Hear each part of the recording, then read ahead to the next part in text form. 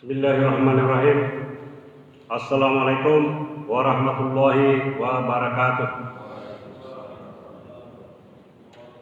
Alhamdulillah. Alhamdulillahillazi anzalal Qur'an hudan linnasi wa bayyinatin minal huda wal furqan. Asyhadu an la ilaha illallah wahdahu la syarikalah wa asyhadu anna Muhammadan abduhu wa rasuluh. Allahumma shalli wa sallim ala nabiyyina Muhammadin wa ala alihi wa sahbihi wa tabi'in ajma'in. Qala Allah ta'ala fi kitabil karim. A'udzu billahi minasy syaithanir rajim. Ya ayyuhallazina amanu taqullaha wa qulu qawlan sadida. Yuslih lakum a'malakum wa yaghfir lakum dzunubakum.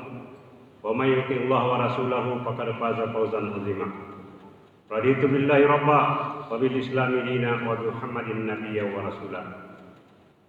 Para jemaah sekalian yang kami hormati, yang dimuliakan dan insyaallah dimuliakan pula oleh Allah Subhanahu wa taala. Allah Subhanahu wa taala telah menciptakan manusia dengan sebaik-baik bentuk. Juga telah menciptakan segala sesuatu yang dibutuhkan manusia di dunia ini dalam rangka menjalani kehidupannya. Dan itulah sebabnya kita senantiasa bersyukur kepada Allah Subhanahu wa taala. Lebih dari itu, Allah Subhanahu wa taala juga telah menurunkan kitabnya melalui nabinya Nabi Muhammad SAW, yaitu Al-Qur'an, sebagai pedoman hidup agar kita bisa menjalani kehidupan di dunia ini dengan benar, dengan selamat sampai kepada kehidupan yang sebenarnya, darul akhirah, yaitu kehidupan sesudah kematian.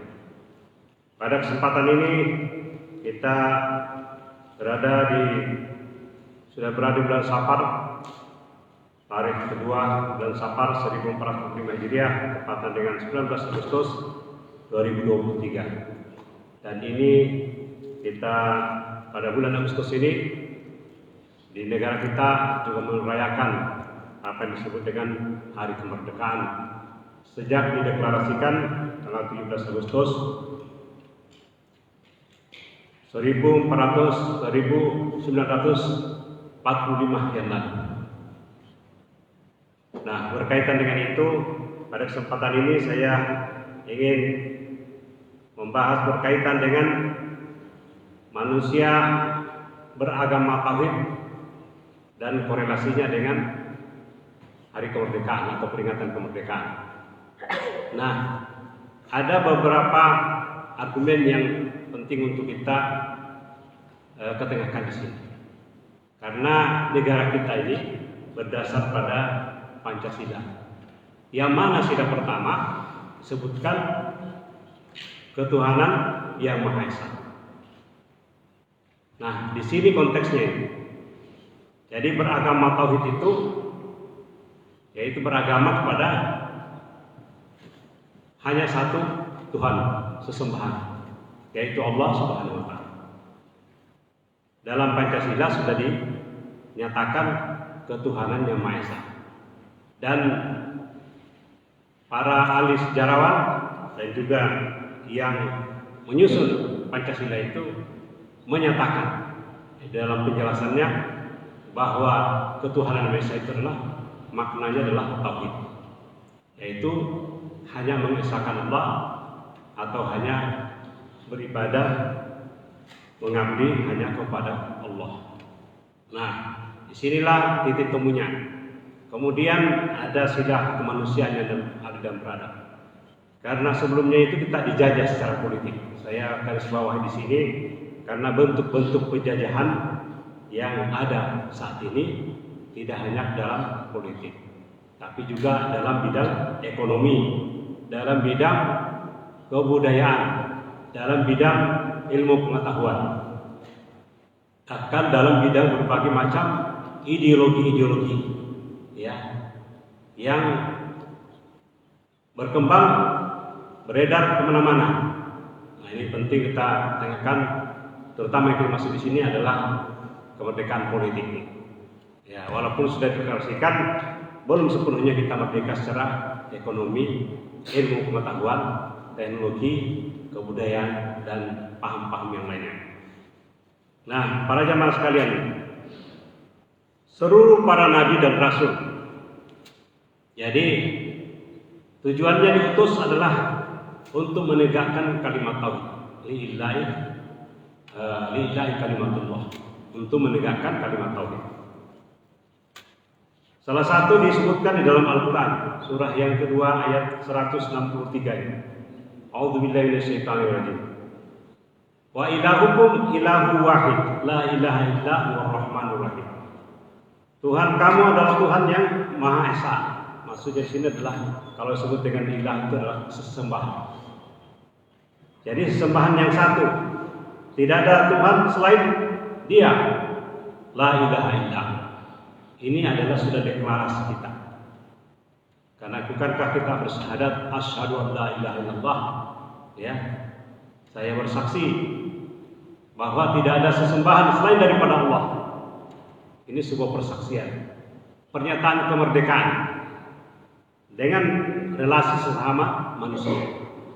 Karena yang dimaksud penjajahan itu kan terutama karena ada eksploitasi, ada diskriminasi, ada penundukan, ya, memaksa orang untuk taat patuh dalam segala aspek tadi, dalam bidang politik, kekuasaan, ekonomi, budaya dan lain sebagainya. Dengan ucapan asyhadu an la ilaha illallah, kita hanya bersaksi bahwa tiada sesembahan selain daripada Allah. Itu adalah sebuah deklar, sebuah statement, sebuah pernyataan bahwa kita ini merdeka. Nah, ada lagi nih ayat-ayat yang berkaitan dengan ini, banyak sekali yang menyatakan seperti yang kita sebutkan tadi. Isu ayat kursi ayat 255, juga di surah Ali Imran ayat yang kedua. Allahu la ilaha illa wal hayyul qayyum. Allah tidak ada sesembahan selain Dia, yang maha hidup dan lagi maha mengurus makhluknya secara terus menerus. Pakai qayyum itu karena dia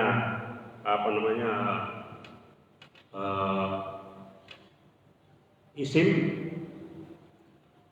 ma'rifah. Salah satu maknanya adalah sifatnya berkelanjutan, terus menerus. Allah Subhanahu wa taala terus menerus mengurus makhluknya. Ini adalah jaminan bahwa kalau kita memerdekakan diri dari sesama relasi manusia, kita bergantung hanya kepada Allah. Allah lah yang melindungi kita, yang memelihara kita, dan Dia pula memang yang menciptakan kita. Nah, ada lagi ayat yang berkaitan dengan ini. Di surah Ali Imran juga ayat yang ke-18. Ya. Allah Subhanahu wa taala menyatakan di sini, syahidallahu annahu la ilaha illahu. Jadi ada kata syahidan. Allah telah menyatakan bahwa tidak ada sesembahan selain daripada Dia.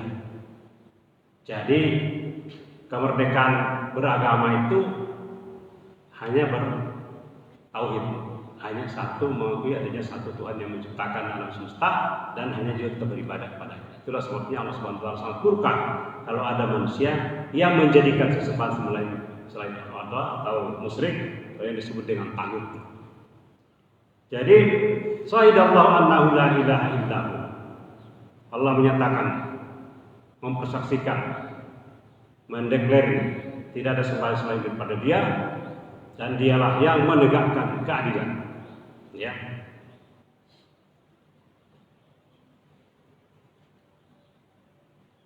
Demikian pula wal malaikatu wa ulul ilm qaiman bil qisti la ilaha illahu wal azizul hakim. Demikian pula, jadi yang mempersaksikan bahwa la ilaha illallah bukan hanya manusia, tapi disebutkan di sini adalah wal malaikah wa ulul ilm. Nah, para malaikat dan orang-orang yang berilmu. Jadi kalau saya tidak salah sudah pernah kita sampaikan bahwa yang disebut berilmu dalam konteks orang beragama ini Itu apabila dia beriman kepada Allah. Warasikhuna bil ilmi yaquluna ya azamin indi rabbina. Semuanya ini ayat-ayat berasal dari Tuhan kita. Ya, beriman kepadanya menyatakan bahwa dia itu hanya kepada Allah dia beriman dan beribadah. Jadi orang-orang yang ulul ilm, ahli ilmu juga mengaku itu. Ya, artinya ilmu yang berkaitan dengan ketauhidan, ilmu tauhid. La ilaha illa huwal azizul hakim. Tiada Tuhan selain Dia dan Dia Maha Perkasa lagi Maha Bijaksana. Nah, jadi ini mengandung pengertian. Ada lagi di dalam surah Taha, surat ke-20 ayat yang ke-14. Innani anallahu la ilaha illa ana fa'buduni wa aqimis salata li dzikri. Allah memperkenalkan dirinya kepada Nabi Musa ketika dia dipanggil di lembah Tuais. Innani anallah. Sesungguhnya aku ini adalah Allah. Ya. La ilaha illa ana. Tidak ada sesembahan selain daripada saya, kata Allah kalau bahasa kita saya. Selain daripada Dia, Allah. Fa'buduni, maka sembahlah Dia hanya Allah. Ini karena pernyataan Allah selalu disebutkan fa'buduni, menunjuk kepada dirinya, maka sembahlah aku. Ya. Wa aqimis shalah, dan dirikanlah tegakkanlah salat. Dan memang di dalam ibadah kita salat itulah yang menjadi kunci bahwa kita itu masih beriman dan masih mengabdi kepada Allah kalau kita, sehingga salah satu standar bahwa kita itu beriman atau tidak, atau kafir atau ingkar, yaitu bainal abdi wa bainal kufri tarkus shalah. Perbedaannya di situ adalah apabila kita masih menegakkan salat. Waqimus sholata li dzikri, dan fungsinya langsung disampaikan dengan ibadah itu hanya kepada Allah, alat instrumen untuk mengingat Allah Subhanahu wa taala. Jadi kalau ada orang yang sudah tidak salat, dia sudah dilupakan Allah.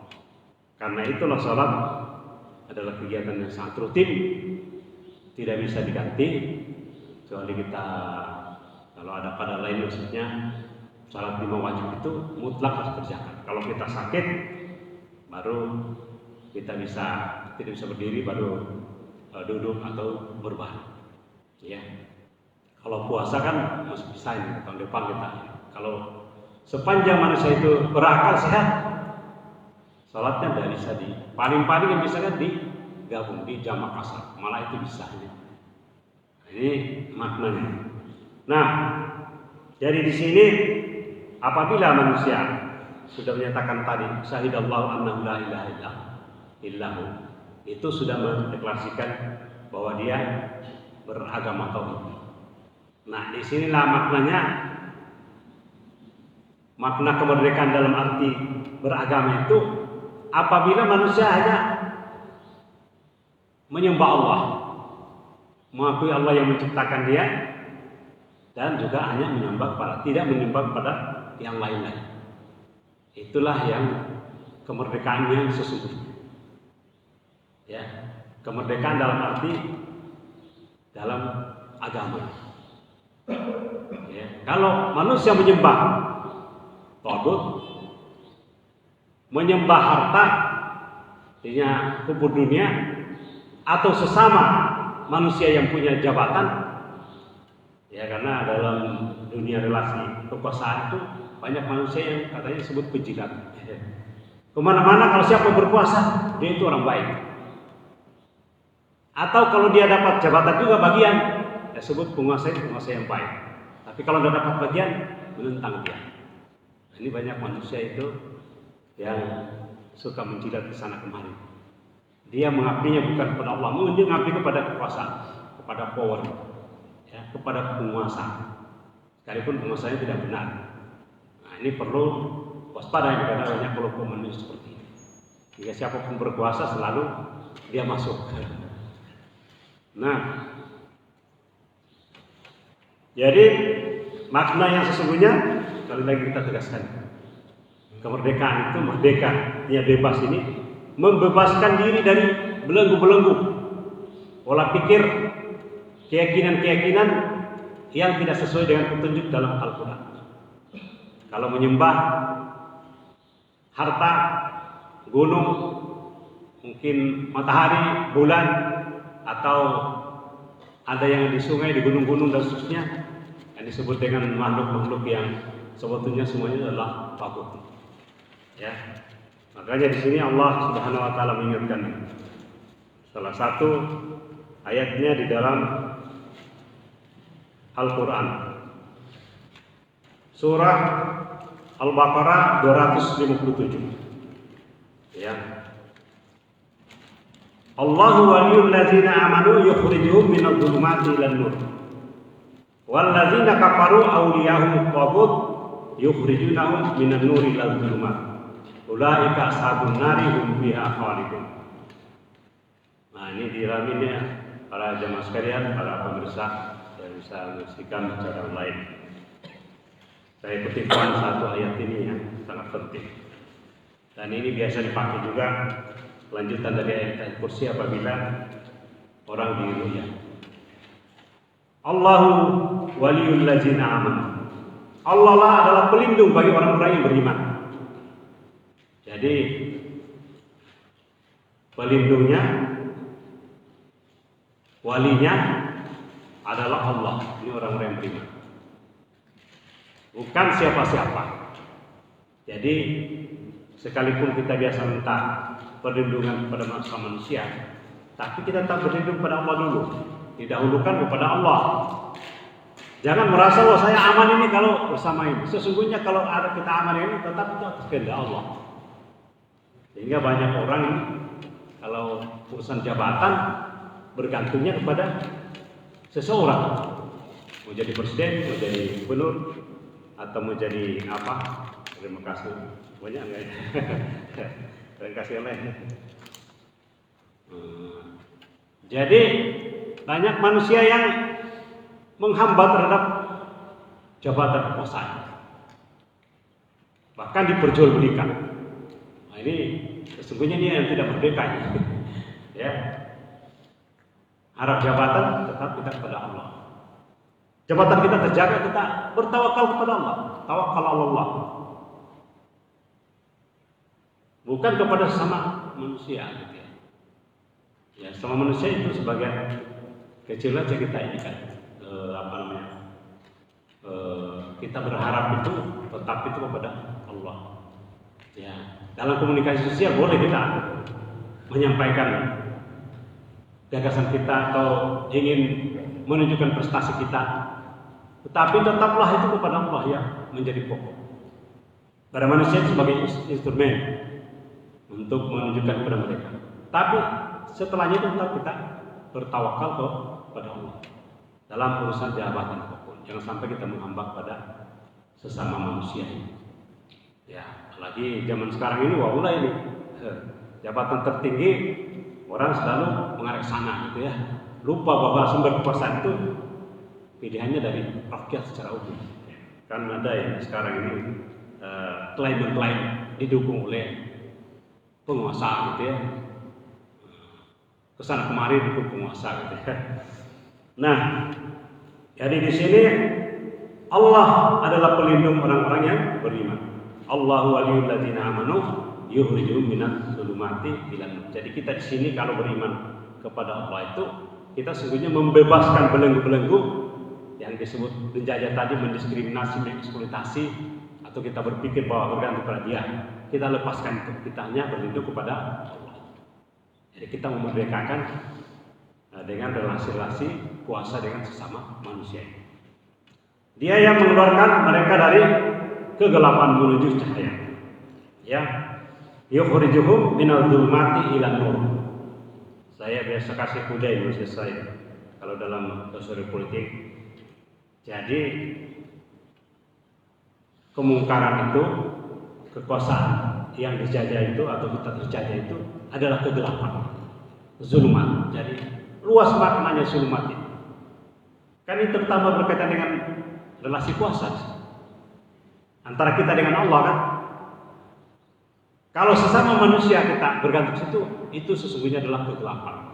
atau kita menjadikan jin, setan, iblis ini mengontrol manusia sehingga disuruh macam-macam dan seterusnya gitu ya.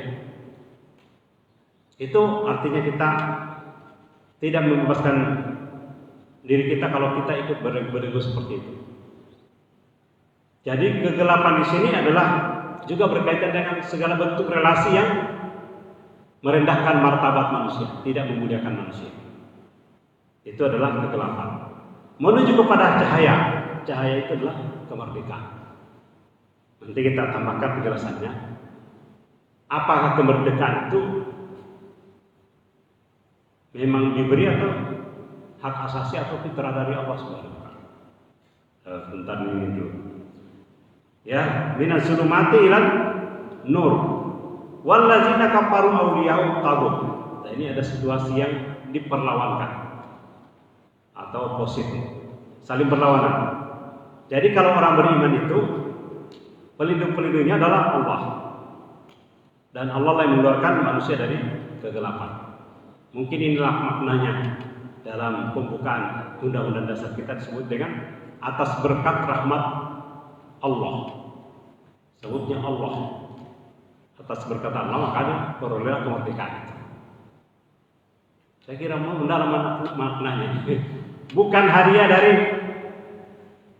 negeri Belanda sana atau dari Jepang yang ketika itu sedang menjajah kita, kemudian mereka dibom ya oleh Amerika Serikat dalam Perang Dunia Kedua. Hiroshima dan Nagasaki hancur lebur dengan bom atom. Lalu di sela-sela itu tanpa menunggu Jepang yang sudah menjanjikan kemerdekaan, lalu Soekarno lalu desakan para pemuda mendeklarasikan, menyusun proklamasi itu untuk merdeka. Itulah sebabnya Indonesia mengklaim bahwa itu bukan hadiah, itu adalah perjuangan.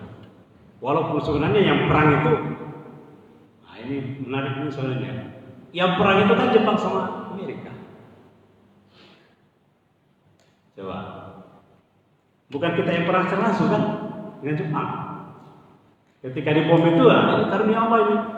Orang lain berperang, hancur yang menjajah kita, ambil kesempatan mereka. Ini adalah rahmat Allah. Ya, mudah-mudahan nanti dalam pemilu ini orang yang sedang berperang terus, yang menang yang dari perang. Mudah-mudahan itu.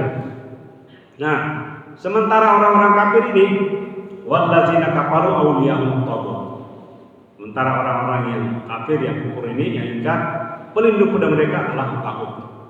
Ya, taghut ini baik di dalam bentuk fisik, pemikiran, yang paling standar itu adalah setan iblis yang menggoda manusia. Menggoda manusia kan setan iblis yang mengajak manusia itu durhaka.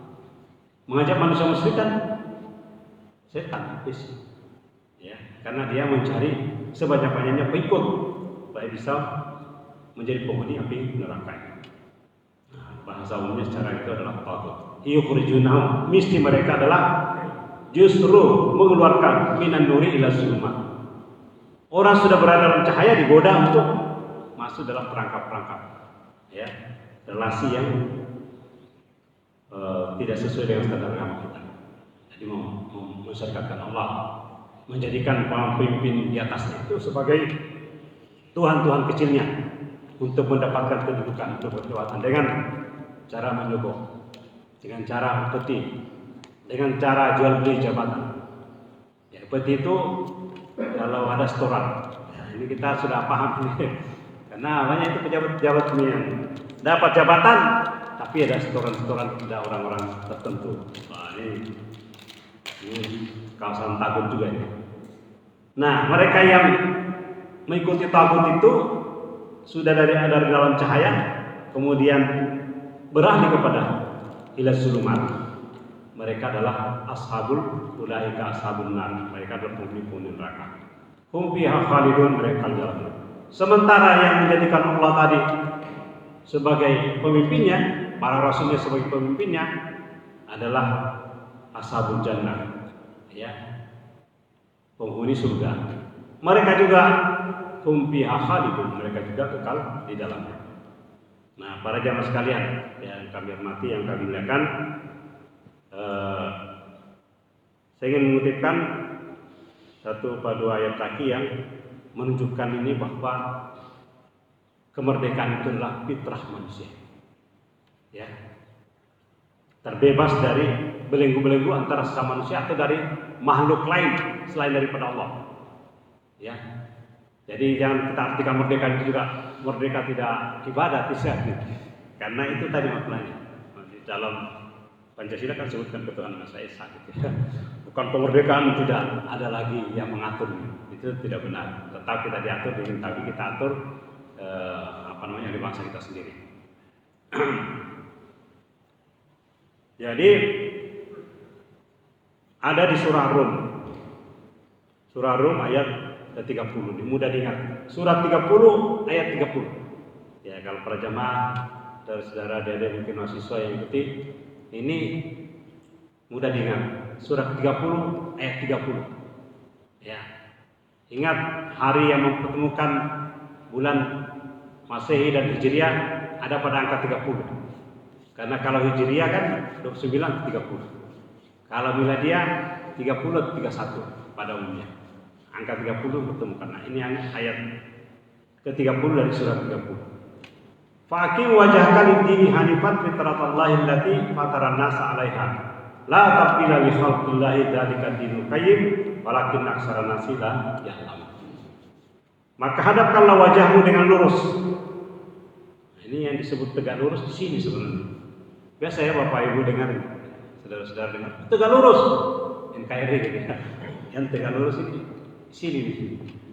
Faqim wajhaka lid-dini hanifan fitratallahi allati fataran nas 'alaiha. Hadapkanlah wajahmu dengan lurus, tegak lurus ini kepada agama.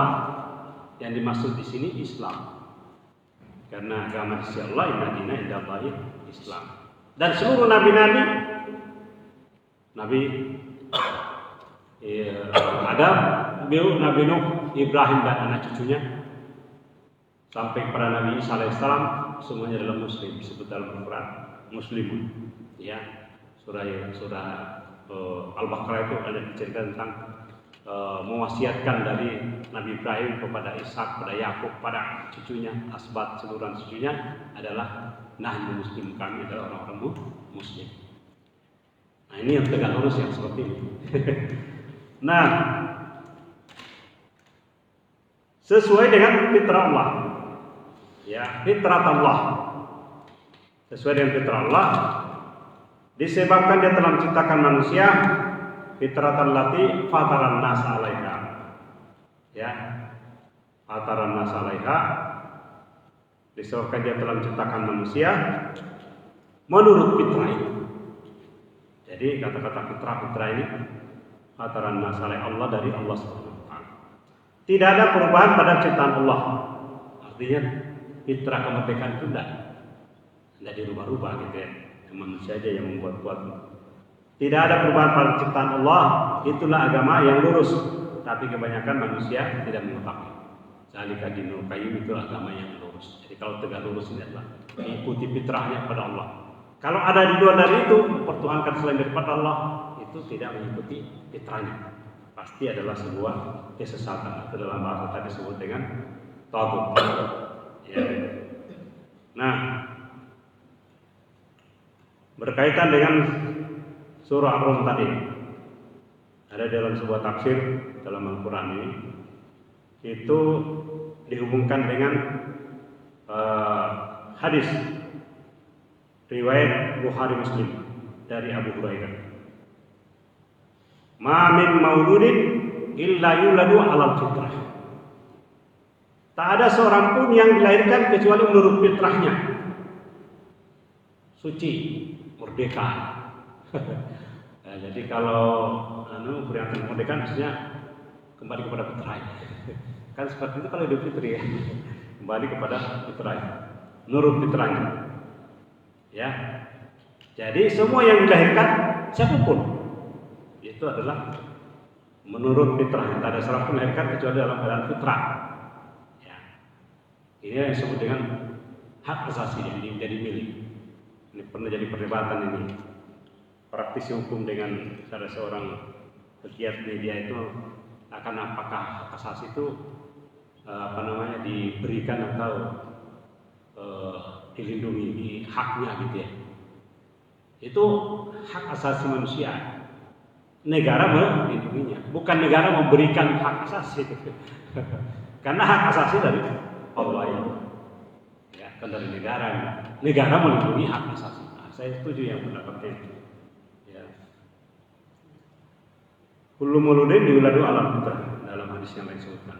Illa yuladu alal fitrah. Fa abawahu yuhawidanihi au yunassiranihi au yumajjisanihi. Ya. Kedua orang tuanya lah yang menjadikan seseorang itu menjadi pengikut kaum ini, Nasrani atau Majusi. Ya. Di sini disebutkan lanjutan dari hadis ini, sebagaimana halnya hewan melahirkan anaknya yang sempurna telinganya adalah karena kamu ketahui ada cacat. Ini berkaitan karena dulu ada paham yang ada yang lahir terus di diteliti telinganya. Yang tidak ada yang tidak digunakan, apalagi kalau laki-laki ini, kalau perempuan masih kayaknya.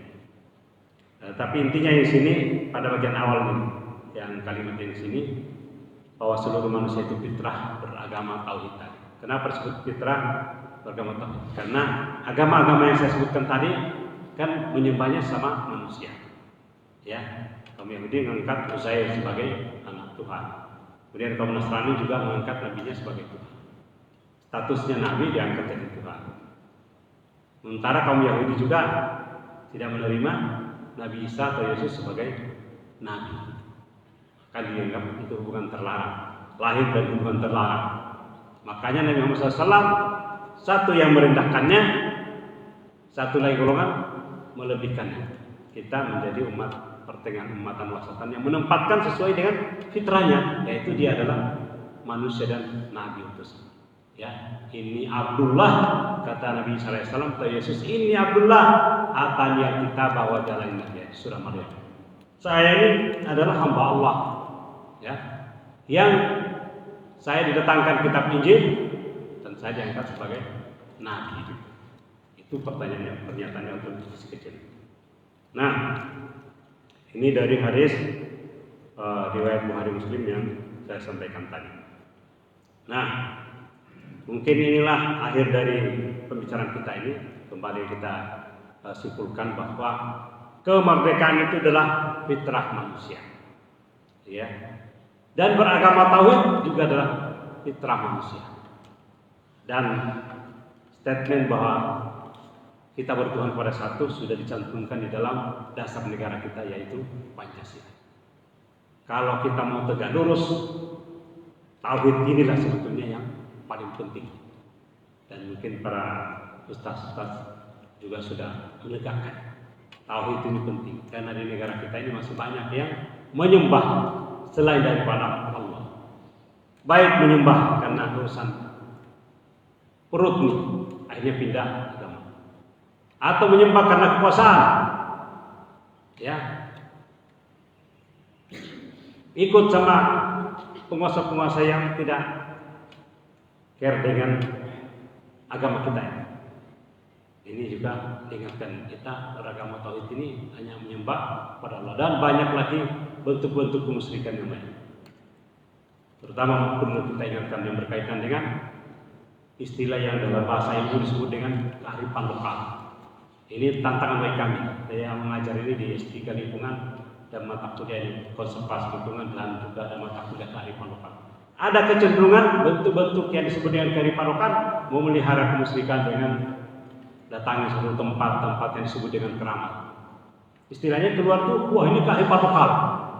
Waduh, masya Allah. Ya, alhamdulillah saya dikasih mata kuliah itu, saya dekatkan tauhid. Jadi jangan kita berpikir, oh ini wisata macam-macam sebagainya bisa mendatangkan uang, tapi merajalelakan kemusyrikan. Wow, khawatir ini sebetulnya. Ini tidak benar ini. Ini tidak sesuai dengan Pancasila ini. Maaf ini, yang tidak setuju silakan nanti didiskusikan ya, boleh didiskusikan. Ini tidak sesuai dengan Pancasila. Sila pertama, ketuhanan yang Maha Esa, Tuhan. Kalau datang tempat-tempat keramat, ya saya tidak usah sebutkannya apakah itu kuburan dan sebagainya. Dan ini tunggu ya, di musim politik ini banyak yang datang. Katanya kita kalau mandi di tempat itu, sungai itu tertentu, banyak di tempat saya sebut namanya ya. Karena banyak saya dulu tadi meriset orang apa namanya politisasi keyakinan, politisasi. Jadi datang ke sumur tertentu atau tempat tertentu, mandi di situ katanya ini berkadang bisa kita jadi terpilih atau mendatangi dukun-dukun. Dan itu banyak. Saya khawatir juga ada orang mendatangi kiai-kiai yang sampai ada niatnya karena itu merasa bahwa sumber kekuasaan ada di para ulama, para itu bisa juga keliru itu. Ya, enggak membawa amplop dasar. Ya kan? Coba lihat nanti ini kan musimnya nih sampai pemilu. Ya, banyak. Nah, ini yang stres juga nanti kalau ini karena udah banyak amplop keluar disebarkan kemana-mana. Nah itu juga itu ada unsur kemusyrikan itu kalau udah benar caranya. Ya. Merasa bahwa amplop inilah yang menjadikan dia jadi terpilih. Wah itu bahaya juga ya.